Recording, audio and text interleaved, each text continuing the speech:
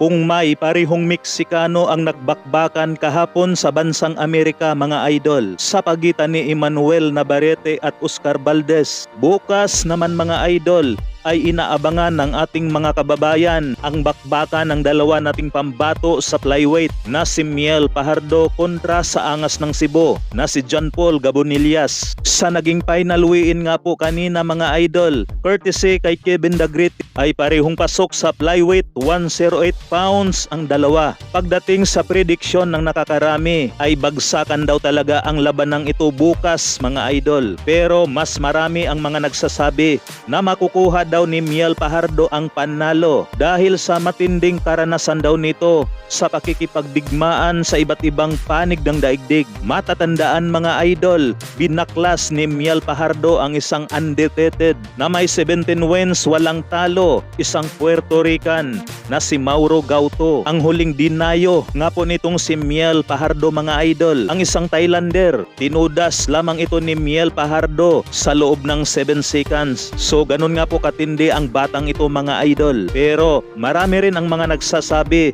na mag-iingat daw itong si Miel Fajardo dito kay Gabonillas dahil malakas din daw itong bumayo mga idol. Kaya daw ito nabansagang Angas ng Cebu. Samantala, Cuadro Alas Casimiro, base nga po sa kanyang latest post mga idol, ay tuluyan ng napasakamay ni Cuadro Alas ang isang Ford Raptor. So yan lamang mga idol, hanggang dito na lang, maraming salamat po.